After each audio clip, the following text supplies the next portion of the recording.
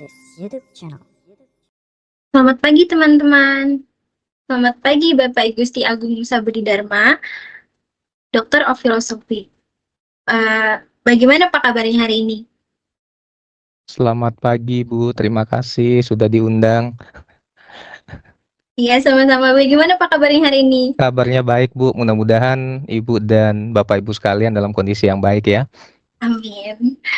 Saya izin bertanya nih Pak, Bapak berkenannya dipanggil sebagai Bapak Gusti, Bapak Agung, Bapak Musa, atau Pak Budi Dharma nih? Panggilan saya sih biasanya Musa, terserah mau panggil apa aja. Mau panggil Pak Musa, mau panggil Kak Musa, mau panggil Dek Musa, nggak apa-apa. Oke, baik Pak Musa, terima kasih. Sebelum kita mulai ILM hari ini, saya izin share screen untuk spin wheel yang akan memberikan tanggapan di akhir sesi materi hari ini ya.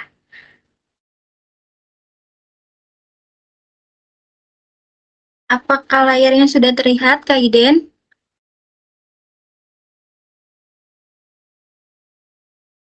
Sudah terlihat, Muti. Kasih Kak Mel.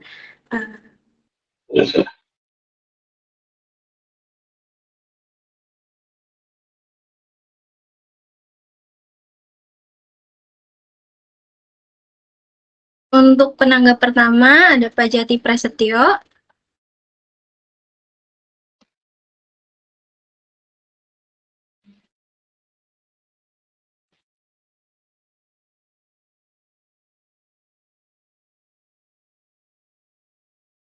Dan untuk penanggap kedua ada Kak Daniel Rivaldo.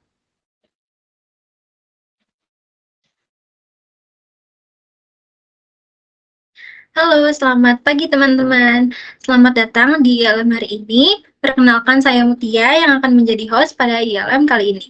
Pertama-tama, saya ucapkan selamat datang kepada Pak Matius Kelvin dan Pak Markus Fresnel selaku owner dari PT Asli Suntera Indonesia. Selanjutnya ada Pak Farid Afandi selaku Business and IT Operation Director PT Asli Suntera Indonesia. Lalu ada Kak Gina Akmalia selaku VP of Finance and Human Capital PT Asli Suntera Indonesia. Lalu juga ada Kak Freddy Yap selaku VP of Information Technology dan Project Deliverables PT Asli Suntera Indonesia. Dan tidak lupa juga kami ucapkan selamat datang kepada Bapak Musa dari Universitas Bunda Mulia, serta teman-teman semua yang hadir pada ILM hari ini. Nah, pada sesi ILM hari ini, kita kedatangan tamu spesial nih, dari tim Universitas Bunda Mulia, yang hari ini akan membahas mengenai Social Media Management, Tips and Change Performance. Sebelum kita masuk ke pembahasan topik hari ini, saya izin memperkenalkan secara singkat tentang latar belakang dari Bapak Musa ya.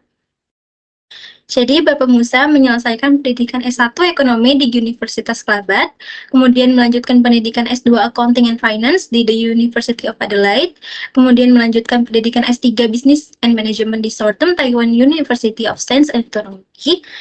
Dan saat ini Bapak Musa berprofesi sebagai dosen prodi magister di Universitas Bunda Mulia dengan bidang manajemen dan menjadi Head of Academic 1 di Universitas Bunda Mulia. Demikian latar belakang singkat dari pembawa materi sesi ILM hari ini. Tanpa berlama-lama lagi, kita bisa langsung mulai untuk mendengarkan materi yang akan disampaikan oleh Bapak Musa. Kepada Bapak Musa, waktu dan tempat kami persilahkan.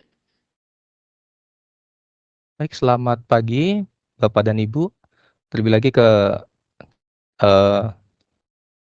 owner dari PT Asli Suntera Indonesia dan juga para pimpinan beserta Bapak Ibu yang sudah hadir pada kesempatan saat ini.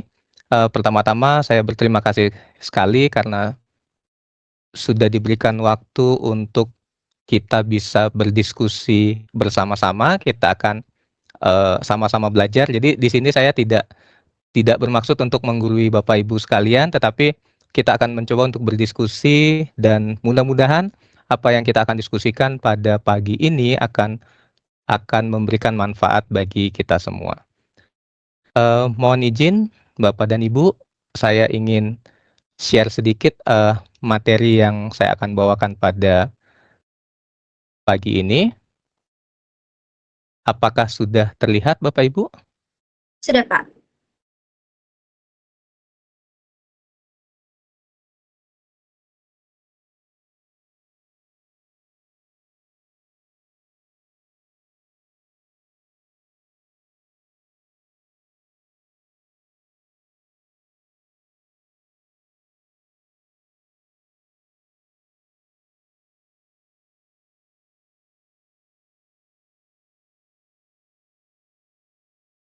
Baik, Bapak Ibu sudah terdengar suara saya? Maaf tadi sempat termute tiba-tiba. Sudah, Pak. Iya, baik. Topik yang saya angkat adalah strategi manajemen media sosial untuk meningkatkan performa atau social media management to enhance performance. Kita tahu bersama masyarakat Indonesia ini ya, ini sudah addicted sekali dengan dengan internet ya. Kalau kita lihat laporan dari Hotsuite atau We Are Social pada tahun 2023, Indonesia ini menempati urutan keempat dengan lebih dari 191 juta pengguna internet. Dan kurang lebih 170 juta diantaranya ini aktif di media sosial. Jadi angka ini menunjukkan sesuatu, mungkin kita bisa bilang sesuatu potensi yang luar biasa, di mana kalau kita bisa memanfaatkan media sosial ini dengan baik, ini akan menjadi suatu alat yang sangat-sangat efektif, baik untuk memperkenalkan perusahaan kita ya, untuk memperkenalkan suatu merek, dan tentunya saja ini juga akan sangat baik untuk kemajuan perusahaan. Nah, Bapak Ibu, mungkin saya ada pertanyaan nih.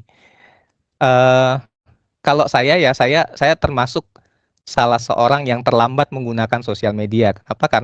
Karena usia saya sekarang ini adalah usia yang sudah matang ya. Sudah terlalu matang. Ini beda dengan generasi sekarang ini ya, Gen Z yang sangat-sangat familiar dengan media sosial.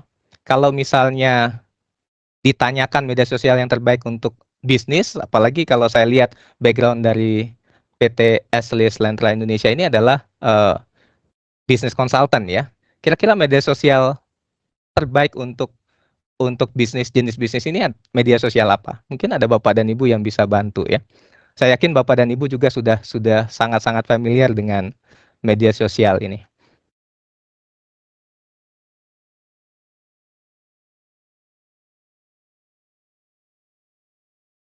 Apakah ada Bapak Ibu? Ya. Jadi kalau kita bicara tentang media sosial ya kita tahu ya ada banyak media sosial ya yang kita gunakan saat ini ya.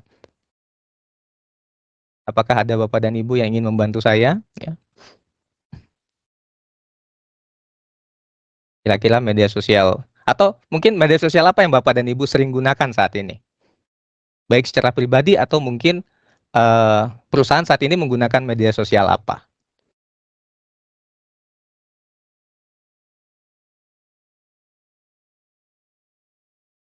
Oke Pak, izin bantu jawab. Kalau Silakan untuk Pak. PT Aseli sendiri, kita itu mungkin hampir semua platform kita pakai ya. Semua Jadi ada platform. ya YouTube, Instagram, lalu juga TikTok juga ada gitu ya. Jadi kalau untuk perusahaan sendiri saat ini memang hampir semua kita ada menggunakan platform tersebut gitu. Dan kalau saya sendiri sih sebenarnya nggak semua ya, karena kebetulan sudah terlalu banyak sosial media, jadi saya pilih-pilih aja lah yang menurut saya informasinya juga bisa didapatkan dengan cepat kayak gitu. Terima kasih Pak. Baik, terima kasih Pak. Luar biasa Pak ya. Jadi di antara banyak platform ini saat ini PT Esli sudah menggunakan hampir semua platform yang ada ya Pak ya. Luar biasa sekali. Mungkin kalau kita bisa coba untuk lihat kembali ya. Jadi ada beberapa sosial media yang kita bisa gunakan atau platform yang bisa kita gunakan. Misalnya adalah LinkedIn ya. LinkedIn ini adalah baik untuk B2B atau business to business dan juga untuk kalangan profesional. Kenapa dia baik? Karena ini adalah jaringan profesional terbesar ya. Jadi kalau untuk membangun jaringan profesional tepat sekali kalau kita menggunakan LinkedIn. Kemudian LinkedIn ini sudah SEO friendly, lalu ini juga membantu kita untuk bisa mengedukasi audiens kita dengan baik, dan tentu saja kalau kita mau terlihat profesional ya, mau nggak mau kita harus memiliki LinkedIn ya. Kemudian yang kedua ya mungkin X ya, tadinya Twitter ya.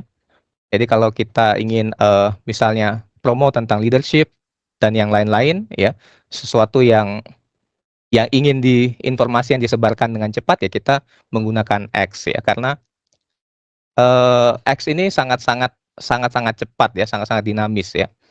Dia itu cepat dan real time untuk menyebarkan informasi, kemudian banyak sekali thought atau pemikiran-pemikiran yang seringkali disampaikan di platform ini ya. Kemudian kalau untuk edukasi ya tentu saja YouTube adalah salah satu platform yang terbaik di mana banyak sekali perusahaan-perusahaan ya saat ini banyak menggunakan YouTube sebagai salah satu sarana media sosialnya. Dan juga ada Instagram yang kita kenal sebagai platform yang bagus untuk branding dan juga engagement dengan audiens kita. Kenapa ya? Karena visual Instagram ini menarik ya. Kemudian ada fitur-fitur yang sangat-sangat ditunggu-tunggu oleh audiens, misalnya seperti Reels atau Story ya. Dan saya lihat juga pengguna Instagram ini cukup tinggi. Dan Facebook, ya Facebook juga tidak ketinggalan. Platform ini sangat baik untuk komunitas dan juga untuk iklan-iklan. Jadi biasanya untuk basis pengguna yang besar ini, ya karena biasanya untuk belas iklan yang cakupannya luas ya kita bisa menggunakan Facebook ini.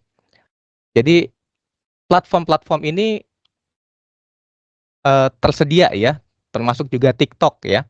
Anak-anak muda sekarang sangat-sangat senang sekali dengan TikTok ini. Dan kita lihat ya memang kalau kita bicara tentang TikTok lebih ke menjangkau audiens muda. Oke, jadi kalau misalnya pertanyaannya adalah mana media sosial yang harus kita gunakan, ya kita tidak bisa hanya bergantung pada satu atau dua platform saja, tetapi hal yang baik adalah kita bisa mengkombinasikan paling tidak minimal 2-3 platform untuk hasil yang optimal.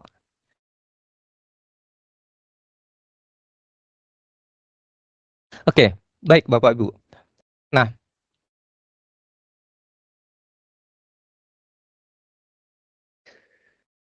baik. Nah, sekarang kita sudah melihat ya media sosial apa yang kita akan gunakan. Kita mengetahui platform apa yang kita akan gunakan ya. Untuk bisa memanfaatkan media sosial ini dengan baik, tentu saja kita membutuhkan strategi ya. Strategi yang jelas, strategi yang baik bagaimana kita bisa memanfaatkan media sosial ini untuk mencapai apa yang diinginkan oleh perusahaan. Yang pertama, tentu kita harus menentukan tujuan yang jelas pada saat kita menggunakan media sosial ini ya. Apakah kita akan gunakan media sosial ini untuk meningkatkan brand awareness dari audiens ya untuk perusahaan kita, kemudian atau mungkin untuk meningkatkan engagement ya, mendorong audiens itu lebih terlibat dengan konten-konten yang kita berikan di platform media sosial kita, atau untuk mendapatkan leads dan konversi. Tentu saja pada saat kita menentukan tujuan ini, kita menggunakan metode yang saya sebut atau kita kenal biasanya dengan sebutan SMART ya. Jadi specific, measurable, achievable, relevant, dan time bound ya. Jadi kalau kita lihat apa yang dimaksud dengan spesifik. Jadi pada saat kita membuat tujuan untuk penggunaan media sosial, tentu saja kita harus menentukan tujuan yang spesifik ya. Misalnya kita ingin meningkatkan interaksi di LinkedIn sebesar 30% dalam 3 bulan ya. Jadi ini spesifik sekali tujuannya ya. Kemudian measurable. Measurable itu artinya bisa diukur ya. Jadi kita menggunakan pengukuran seperti engagement rate atau jangkauan posting untuk bisa melihat apakah pemanfaatan media sosial kita ini berjalan dengan baik. Kemudian pada saat kita menetapkan tujuan juga, kita harus menentukan tujuan yang realistis dan bisa tercapai dengan strategi yang kita terapkan. Lalu kita harus relevan juga dengan visi dan misi perusahaan. Kemudian tenggat waktu yang jelas yang kita harus tentukan bagaimana kita bisa memanfaatkan media sosial ini untuk mencapai tujuan kita untuk jangka waktu tertentu. Nah, dengan metode SMART ini membantu kita untuk bisa menentukan tujuan penggunaan media sosial kita dengan baik. Pada saat kita menggunakan media sosial ini, salah satu hal yang penting adalah kapan kita memanfaatkannya, atau misalnya kita memberikan konten-konten kita ya. Jadi kadang-kadang ya, kalau misalnya saya pribadi misalnya ya, saya adalah salah satu orang yang mungkin kurang rajin dalam mengupdate sosial media saya ya. Tetapi dalam bisnis kita tidak bisa demikian. Jadi kita harus memiliki kalender konten yang jelas ya, sesuai dengan tipe atau jenis dari platform yang kita sedang manage ya. Jadi misalnya kalau untuk LinkedIn itu misalnya kita akan 3-5 kali per minggu untuk mengupdate konten-konten yang ada ya. Jadi ini adalah kurang lebih jumlah yang ideal ya untuk konten-konten yang kita akan masukkan dalam platform kita. Kemudian kalau untuk Instagram mungkin sekitar 4-7 kali per minggu. Biasanya kita akan lebih fokus ke konten visual ya dan reels. Kemudian misalnya kalau kita menggunakan platform X itu kita gunakan 5-10 kali per hari ya. Karena ini kalau kita lihat dari karakteristiknya kan Twitter ini cepat ya. Jadi singkat-singkat sehingga informasi yang diberikan itu harus sering, sehingga dengan demikian itu bisa mendapatkan atensi dari audiens kita. Nah, kalau ditanya ya, jenis konten apa yang efektif? Tentu saja berdasarkan apa yang kita sudah lihat di awal tadi ya, masing-masing platform ini memiliki karakteristiknya masing-masing, sehingga konten yang dimuat dalam platform itu pun harus kita perhatikan ya. Kalau misalnya kita lihat ya, ada beberapa jenis konten ya. Apakah itu konten edukasi ya, kemudian itu konten promosi, lalu how to atau studi kasus, dan untuk engagement, jenis konten ini kita tentunya harus sesuaikan dengan platform yang ada atau media sosial yang biasanya kita gunakan. Nah, setelah kita bicarakan tentang platform apa yang kita gunakan, kemudian kita bicarakan tentang kita sudah memilih ya, kemudian kita sudah menentukan tujuannya, lalu kita sudah membuat tujuan. Setelah itu kita melihat kapan kita harus posting konten kita ya di platform atau media sosial yang kita miliki. Kemudian kita sudah melihat juga konten jenis apa yang kita akan masukkan ya dalam media sosial kita. Maka berikutnya yang terpenting adalah bagaimana peran tim dalam memanage media sosial perusahaan ini ya. Jadi kalau bisa saya golongkan ya, tim untuk memanage social media ini ada 3 ya. Yang pertama adalah content creator. Jadi content creator ini adalah orang-orang yang membuat kontennya ya, membuat desainnya baik itu visual maupun apa yang akan ditampilkan nantinya.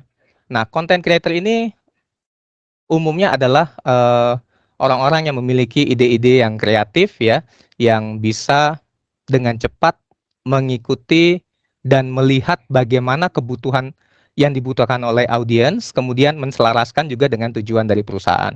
Jadi banyak sekali kalau kita misalnya bicara tentang konten ya, mungkin 1-2 jam ini tidak habis untuk membahas bagaimana membuat konten yang baik. Mungkin di waktu-waktu yang akan datang mungkin kita bisa sama-sama diskusi juga untuk bagaimana cara merancang atau membuat konten yang baik. Tapi kalau kita lihat di sini, content creator ini memegang peranan yang sangat-sangat signifikan dalam memanage sosial media ini. Kemudian peran yang kedua yang tentu saja tidak bisa lepas dalam pengelolaan sosial media ini adalah community manager ya. Community manager ini bukan sebuah posisi ya, bukan sebuah posisi atau jabatan, tetapi ini adalah orang yang bertugas untuk engage dengan audiens yang ada, atau seseorang yang tugasnya adalah berhubungan dengan audiens yang ada. Jadi community manager ini biasanya akan bertugas untuk membalas komentar, ya, membuat pesan, kemudian memonitor interaksi, baik interaksi antara audiens dengan perusahaan sebagai pemilik platform, pemilik sosial media, atau mungkin juga ada interaksi antar audiens. Dan ini menjadi penting sekali di mana community manager ini adalah haruslah seorang yang memiliki sensitivitas yang baik dalam melihat pesan-pesan apa yang diberikan oleh audiens. Jadi kalau mungkin biasanya kita sebut, ada yang menyebut admin, ya, ada yang menyebutnya admin, tetapi tugas sebagai community manager ini memegang fungsi yang vital juga. Karena dari sinilah kita bisa melihat respons dari audiens kita. Dan yang terakhir, yang ketiga, peran yang ketiga adalah sebagai data analis.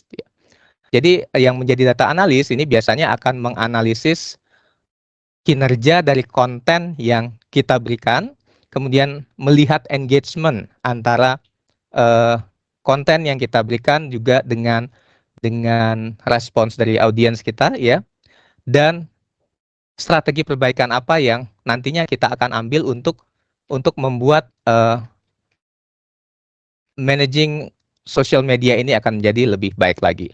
Nah, ini juga membutuhkan keahlian khusus di mana bagaimana seseorang yang akan menjadi data analis ini akan mampu untuk mengelaborasikan semua data yang ada untuk menjadi bahan, ya, bahan untuk bagi tim untuk bisa membuat atau memberikan baik itu konten atau mungkin bagaimana berkomunikasi dengan audiens yang baik berdasarkan dari data-data yang sudah dikumpulkan. Apakah mudah untuk memanage tim ini menjadi satu tim yang benar-benar solid? Tentu saja perusahaan menginginkan, ya, bahwa tim yang mengelola sosial media ini adalah tim yang solid, ya. Tapi memang perlu dibutuhkan waktu, ya, dibutuhkan waktu dan pengalaman juga sehingga tim ini bisa menjadi tim yang baik yang bisa menjalankan tugasnya dengan baik. Tetapi ada beberapa tips mungkin yang bisa dibagikan di sini bagaimana untuk meningkatkan engagement karyawan ini terhadap sosial media yang dimiliki oleh perusahaan. Jadi kadang-kadang sosial media untuk perusahaan ini dia tidak akan berjalan baik hanya dengan dijalankan oleh tim yang ada, ya. Kadang-kadang butuh juga bantuan dari rekan-rekan lain yang ada di perusahaan untuk bisa membuat sosial media ini hidup dan berjalan dengan baik. Nah, untuk meningkatkan engagement karyawan ini, mungkin yang pertama adalah memberikan reward program, ya. Jadi ada insentif untuk karyawan yang aktif di media sosial, khususnya untuk mendukung media sosial dari perusahaan.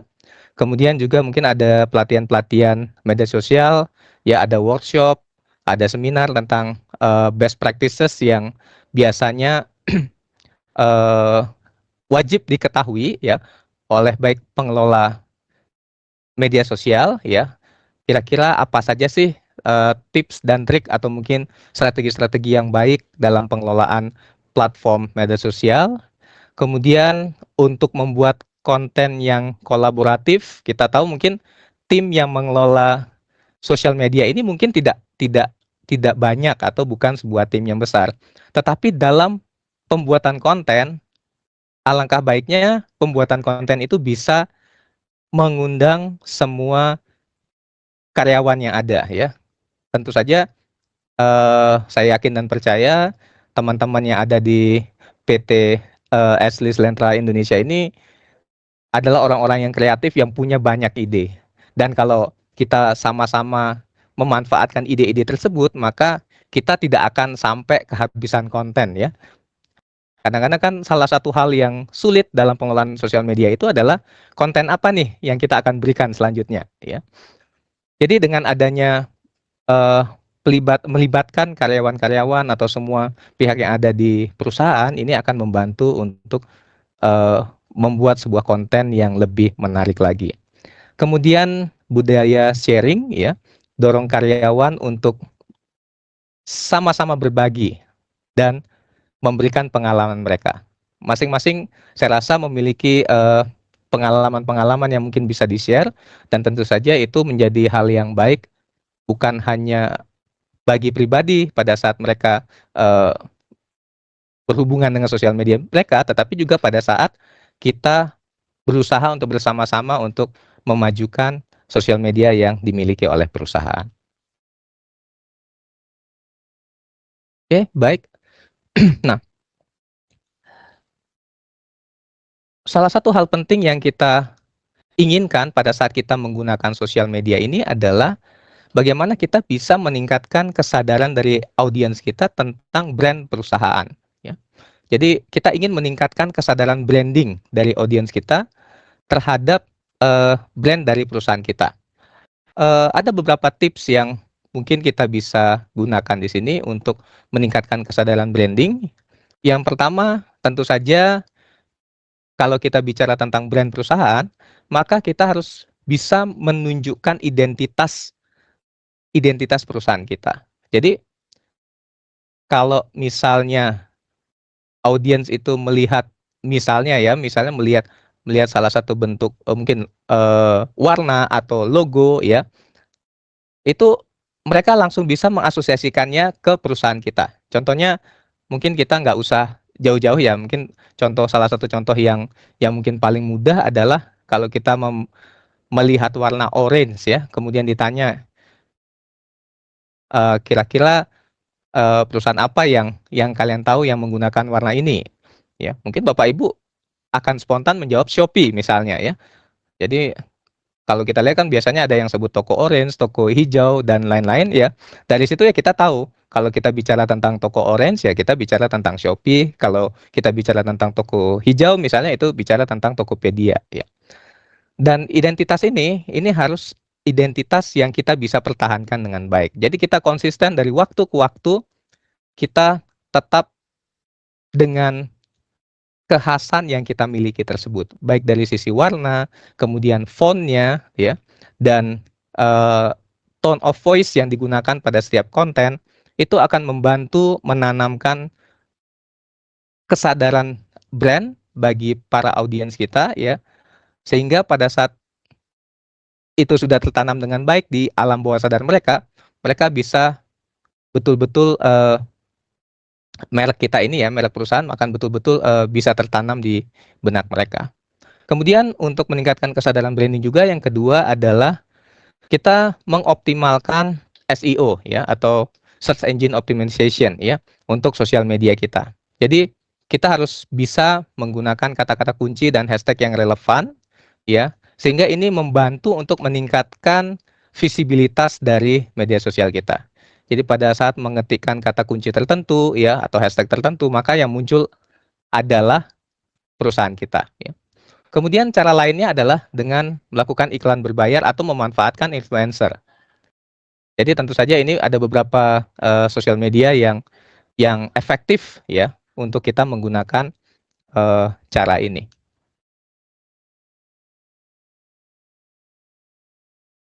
Oke. Nah, bagaimana sekarang pertanyaan berikutnya adalah bagaimana kita bisa mendorong interaksi pengguna atau engagement dari pengguna ini. Yang pertama tentu saja adalah konten. Konten ini memegang peranan yang sangat penting. Konten memegang peranan yang sangat penting yang bisa membantu untuk audiens itu bisa lebih engage ya dengan sosial media dari perusahaan. Banyak sekali konten-konten yang bisa kita gunakan ya. Tapi karena kita bicara dalam konteks bisnis, maka kita harus dengan selektif memilih konten yang kita akan berikan. Nah, biasanya yang akan membuat pengguna itu lebih terikat ya dengan sosial media perusahaan adalah konten-konten yang sifatnya interaktif atau dua arah ya. Jadi ini meminta keterlibatan dari audiens untuk konten yang kita berikan ya. Mungkin kita bisa berikan polling, quiz ya, atau mungkin ada sesi Q&A secara live yang bisa diberikan ya. Dan itu tentu akan sangat-sangat membantu agar audiens itu bisa berinteraksi dengan pihak perusahaan. Kemudian kita bisa juga menggunakan user generated content ya. Jadi kita meminta atau mengajak klien kita untuk membagikan pengalaman pada saat menggunakan layanan dari PT Eselis ini. Lalu berikutnya untuk mendorong interaksi pengguna juga adalah kita mendorong karyawan itu berkontribusi dengan lebih aktif lagi. Tentu saja salah satu cara untuk mendorong kontribusi dari teman-teman adalah tentu aja ada reward ya. Reward yang akan memotivasi teman-teman untuk bisa berkontribusi dengan baik. Dan yang terakhir adalah edukasi. Edukasi ini penting sekali. Jadi untuk meningkatkan personal branding di media sosial ya, tentu saja karyawan kita harus memahami bagaimana pentingnya interaksi dengan user atau audiens ya, interaksi dengan audiens, sehingga ini akan membuat branding dari perusahaan itu di media sosial akan menjadi lebih baik lagi. Hal berikutnya yang penting adalah tentang keamanan media sosial. Jadi kita tahu bersama bahwa media sosial ini ya banyak kegunaannya, tetapi mengingat kegunaannya yang banyak, ada pihak-pihak lain yang bisa saja ya memanfaatkan itu untuk kepentingan mereka sendiri ya. Jadi banyak kali kasus-kasus di mana media sosial itu diretas atau dihack ya, atau dibajak istilahnya. Kemudian mereka yang membajak atau yang secara ilegal ya mengambil alih ini menggunakannya untuk kepentingan pribadi, dan tentu saja ini sangat-sangat tidak baik ya, apalagi bagi perusahaan, karena hal ini tentu akan merugikan bagi perusahaan. Nah, bagaimana caranya supaya kita bisa memastikan bahwa ya keamanan media sosial perusahaan itu terjaga dengan baik ya. Yang pertama tentu saja pantau aktivitas yang mencurigakan ya. Kita bisa menggunakan Google Alerts ya atau mention untuk mendeteksi penyalahgunaan dari sosial media kita ya. Jadi kalau misalnya kita mendapati bahwa ada jadi banyak pihak yang kadang-kadang karena tidak mampu untuk mengambil alih ya atau membajak sosial media perusahaan, itu mereka akan buat sosial media atau akun palsu ya yang seakan-akan itu adalah sosial media dari perusahaan. Nah, itu juga kita harus sensitif dengan hal itu. Artinya kita alert kalau misalnya kita mendapati ada misalnya customer yang menyampaikan bahwa ini ada nih akun PT Eselis yang lainnya nih. Ini ada berapa sebenarnya ya akunnya PT Eselis misalnya. Jadi untuk misalnya untuk Instagram ya. Nah, kita akan cepat merespon untuk laporan tersebut ya. Biasanya kita akan laporkan akun palsu itu baik ke platformnya supaya bisa di take down dengan cepat ya. Kemudian kalau itu sudah misalnya sudah mengarah kepada tindakan kriminal, mungkin kita bisa melaporkan juga kepada pihak yang berwajib. Dan tentunya perusahaan harus secepatnya untuk membuat pernyataan resmi jika misalnya ada hal-hal yang tidak diinginkan terjadi. Misalnya ada akun palsu atau mungkin ada ada akun media sosial yang diambil alih atau dibajak oleh pihak yang tidak bertanggung jawab. Kemudian berikutnya adalah manfaatkan keamanan berlapis. Biasanya platform media sosial kita ini sudah memberikan fitur-fitur security yang baik ya. Contohnya dengan two-factor authentication. Jadi kita aktifkan two-factor authentication, kemudian misalnya pada saat menggunakan password ya atau membuat password, gunakan password yang susah untuk ditebak atau diretas oleh pihak-pihak yang tidak bertanggung jawab. Berikutnya mungkin untuk membantu kita untuk mengoptimalisasi SEO dari media sosial ya. Jadi kita tentu saja ingin pada saat potensial customer itu search di search engine ya, pada saat mereka mengetikkan misalnya mereka membutuhkan jasa tertentu untuk konsultan ya, seperti yang sudah ditawarkan oleh PT Azelis Lentra Indonesia ini, maka untuk mengoptimalisasi SEO ini tentu saja diharapkan bisa menggunakan kata kunci yang betul-betul relevan dengan perusahaan ya. Jadi kalau misalnya saya lihat PT Azelis ini bergerak di konsultan IT ya, maka gunakan kata-kata kunci yang sering dicari dalam bidang IT consulting ya. Kemudian hashtag yang relevan ya. Jadi hashtag ini penting juga ya. Ini sangat-sangat penting bagi potensial customer untuk bisa terhubung dengan sosial media kita. Kemudian caption optimize juga. Tulis caption yang mengandung keyword sehingga ini meningkatkan visibilitas dari sosial media kita di pencarian, di mesin pencari. Ya.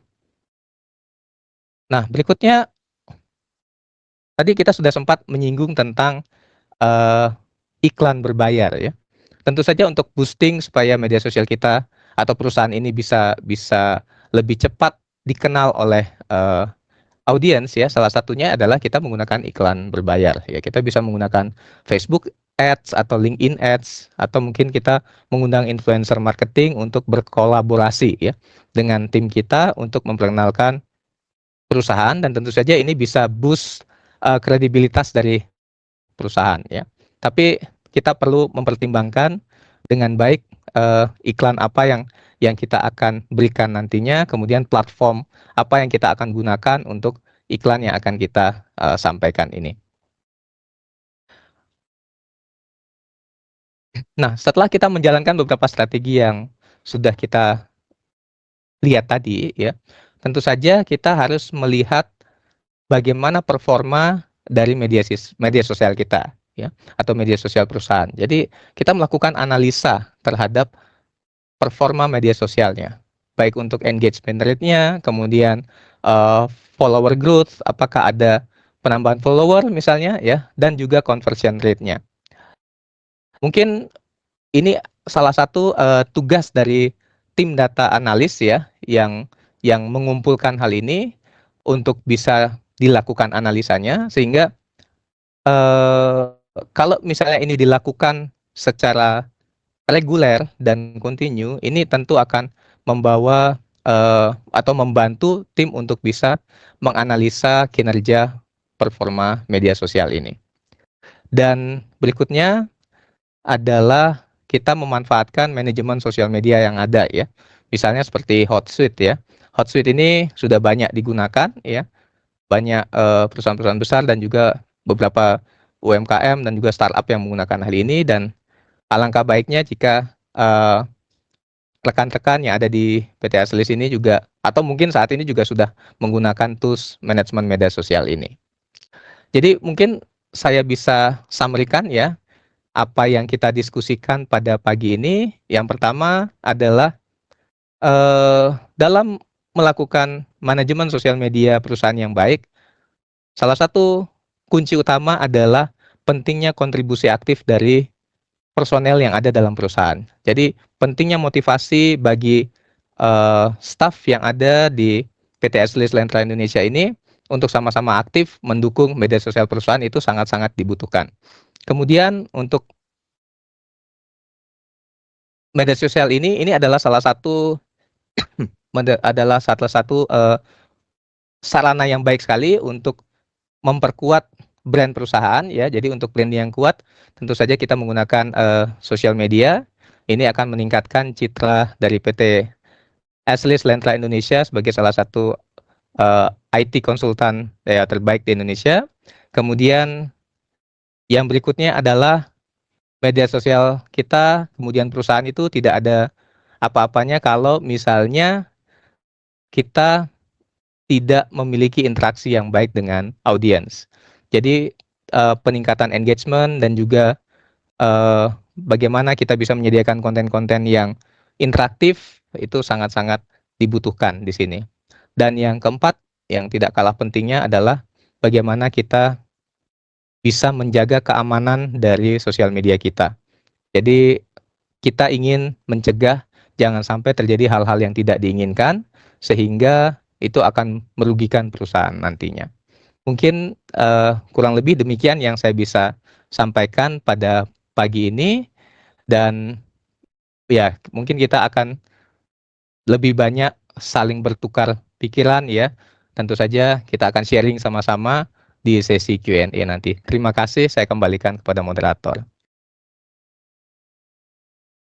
Terima kasih banyak Bapak Musa atas materi yang disampaikan hari ini. Tentunya materi yang dibawakan hari ini sangat menarik sekali ya dan bermanfaat bagi teman-teman Aselis mengenai sosial media yang memiliki potensi luar biasa untuk memperkenalkan suatu perusahaan dan untuk tujuan perusahaan. Nah, mumpung ada Bapak Musa nih yang jarang-jarang bisa hadir di Aselis, kita akan langsung masuk ke sesi penanggap untuk materi hari ini.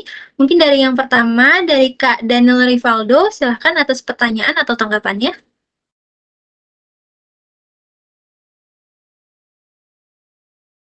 Iya Pak Musa, jadi saya ada pertanyaan nih Pak.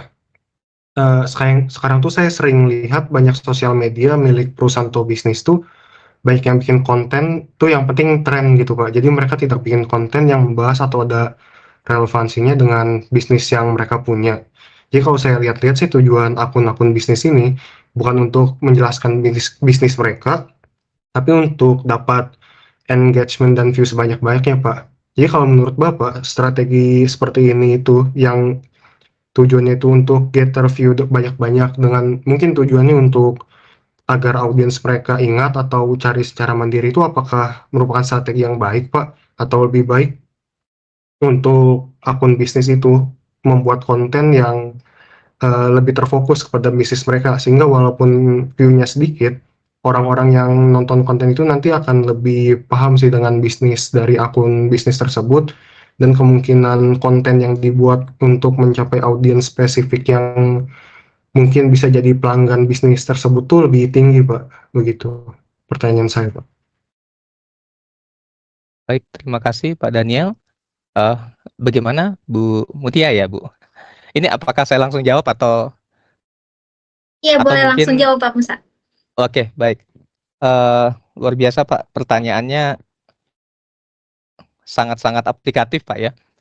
Jadi memang kita lihat sekarang ini banyak yang fokusnya ke konten, tapi kontennya itu lebih hanya untuk meningkatkan engagement saja, tanpa memperhatikan tujuan akhirnya. Jadi kan sebenarnya kita memanfaatkan sosial media kita ini bukan hanya sekedar untuk terkenal saja atau menjadi populer ya.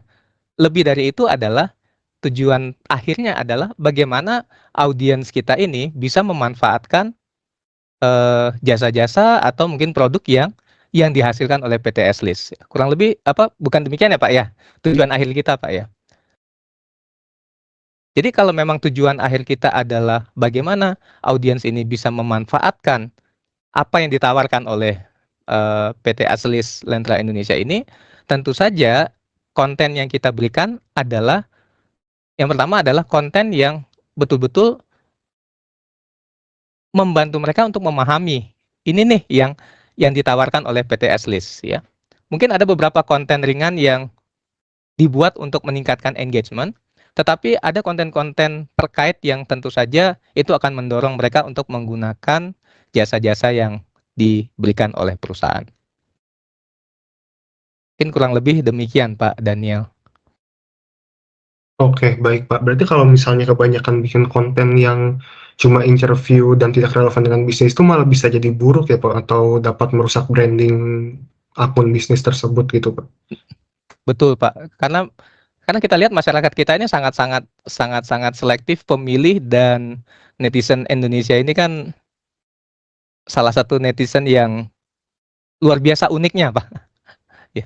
Jadi suatu konten itu kadang-kadang kita menganggap bahwa perusahaan sudah memberikan konten yang baik, tetapi bisa saja ya penerimaan mereka itu malah berbeda dengan sasaran yang sebenarnya sudah ditentukan oleh perusahaan ya. Jadi memang selain butuh ide, kita juga perlu memahami karakteristik dari audiens kita, gitu.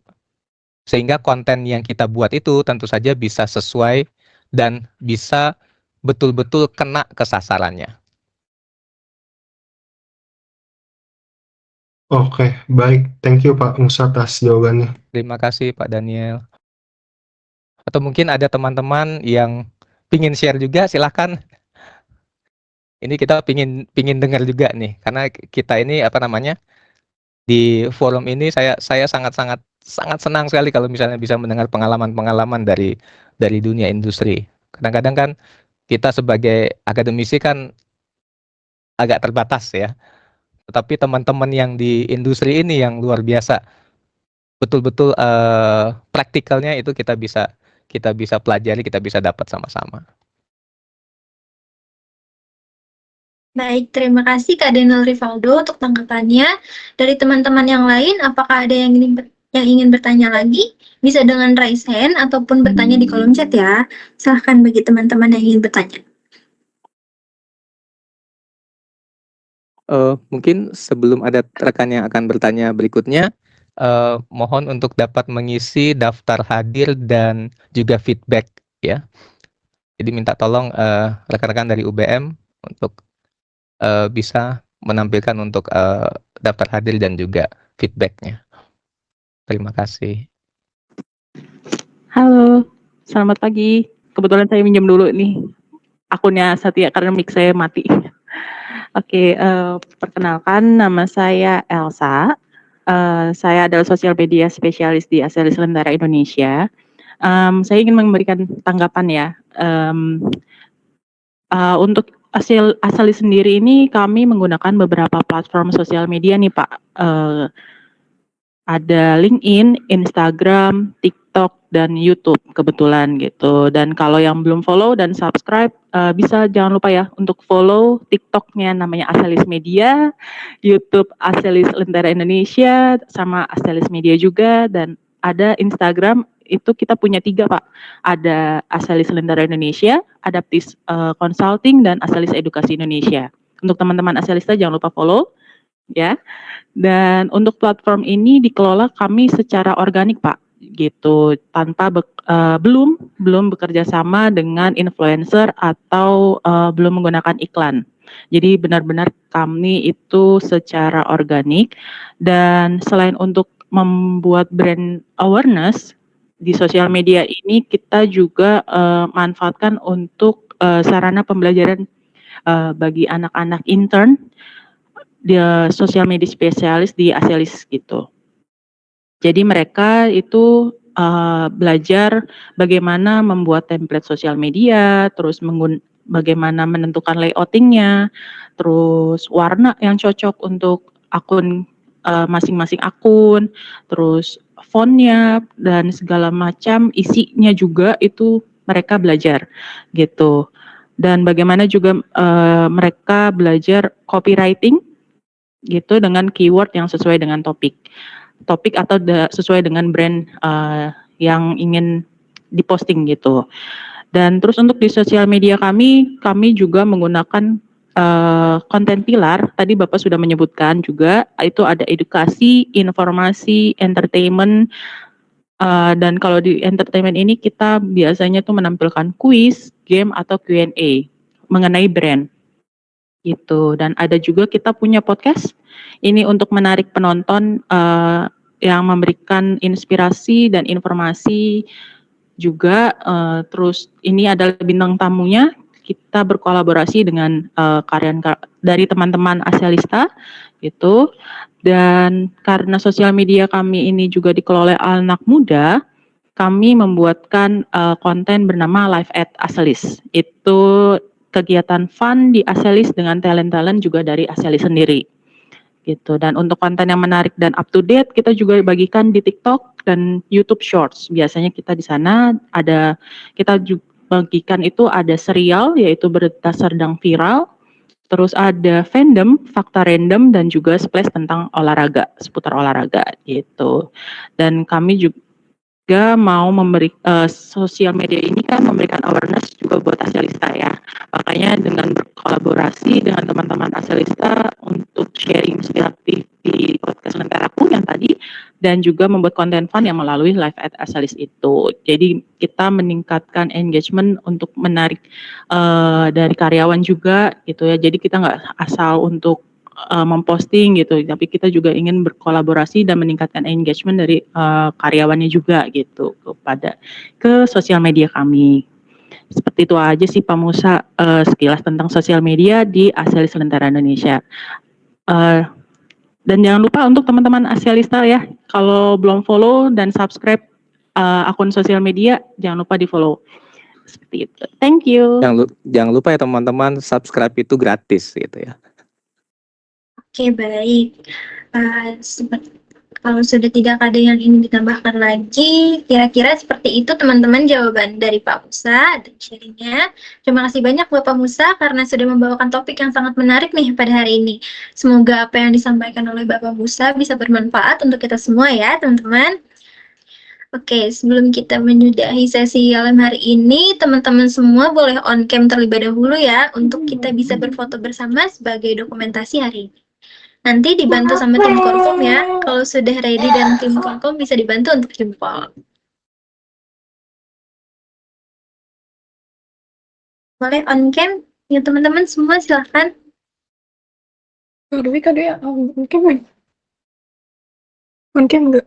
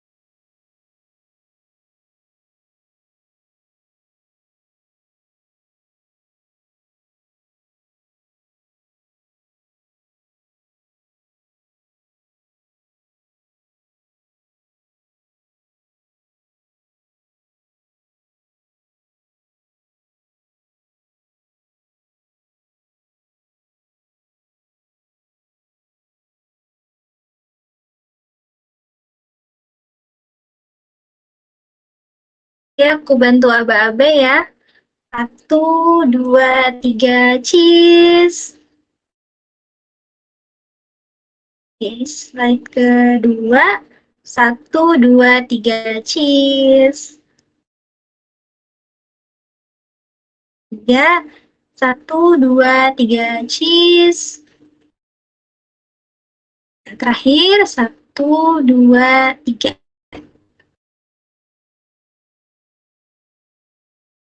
Oke, mantap. Terima kasih banyak teman-teman semua. Baik. Gak terasa nih waktu udah menunjukkan pukul 10:09. Sebelum kita akhiri, jangan lupa untuk isi Google Form feedback yang sudah dikirim oleh Bu Erlin di kolom chat ya. Terima kasih banyak Bapak Musa atas waktunya sudah hadir pada sesi malam hari ini. Terima kasih juga kepada teman-teman yang sudah hadir pada sesi malam hari ini. Selamat pagi dan selamat beraktivitas kembali teman-teman. Terima kasih. Terima kasih Bapak Ibu. Selamat bertugas. Terima kasih Pak Musa Terima kasih. dan teman-teman. Terima kasih Pak Musa dan teman-teman. Selamat pagi.